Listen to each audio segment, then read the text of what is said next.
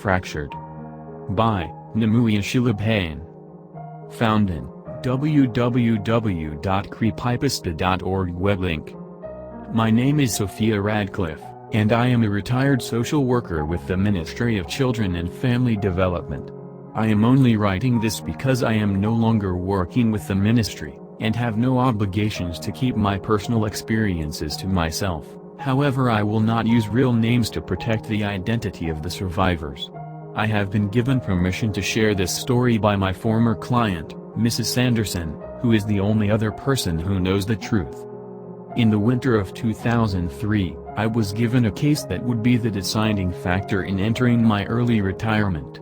I had been a social worker for 14 years by this point, and I honestly believed I had seen it all, but this case was interesting to say the least.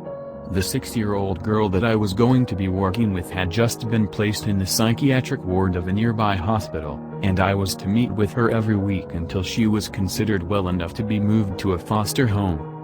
The following information is what I am able to share from her case file, news reports and the research that followed. The girl's father was a lieutenant in the military and had been overseas when she was born, unaware of her existence until he came home to find his wife with a 2-year-old girl. Unfortunately, Lieutenant Alan Blake returned with severe post-traumatic stress disorder, and had begun to suffer from paranoia, believing that his wife had cheated on him, and that the girl wasn't even his own daughter. His wife, Catherine, tried everything she could think of to convince him, even going so far as to take the family to get a paternity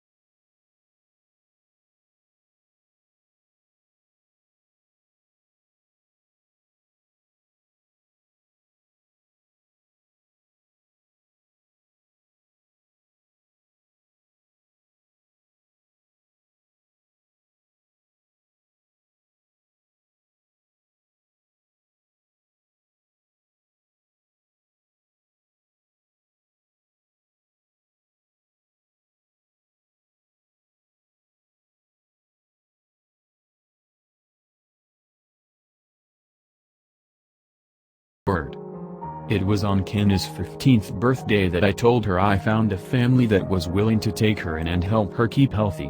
I had been visiting with them for weeks, scheduled and unscheduled, so that I could see them at their best as well as their worst, and was confident I had found a good fit.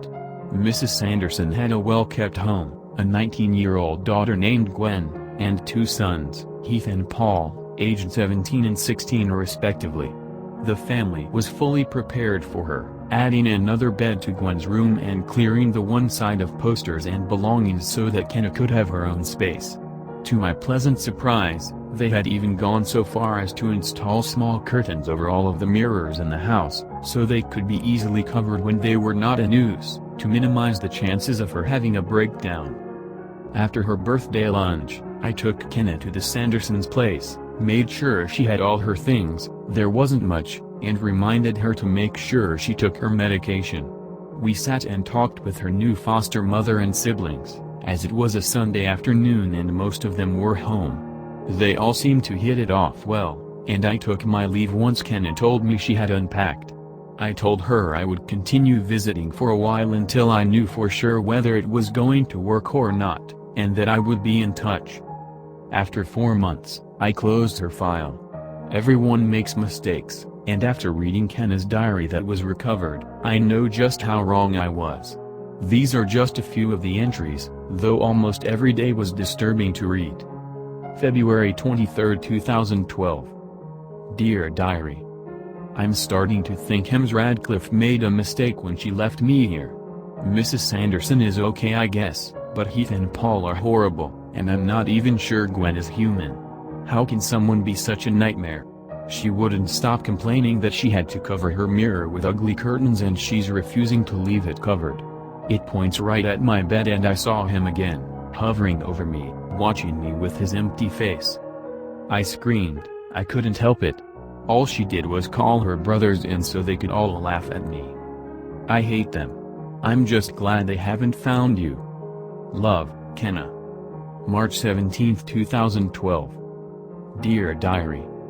While Mrs. Sanderson was out today, Heath and Paul jumped out at me, dressed like what they think the thin man looks like. I shouldn't have told them anything. Gwen thought it was hilarious, of course, and took it one step further. She made them hold me down while she sat on me, she's really heavy, and made me look in her handheld mirror for 10 whole minutes before they got bored and wandered off. He's getting closer. I wonder what's going to happen if he catches me? I don't know, but at this rate it would probably be better than staying here. Love, Kenna. April 30, 2012. Dear Diary. I had that dream again, about the night my parents died, and when I first saw the thin man. I was looking at the ornaments on the tree, the pretty red ones that were my favorite, and I saw Daddy standing there with the knife looking at Mom, the thin man standing behind him, saying something in his ear.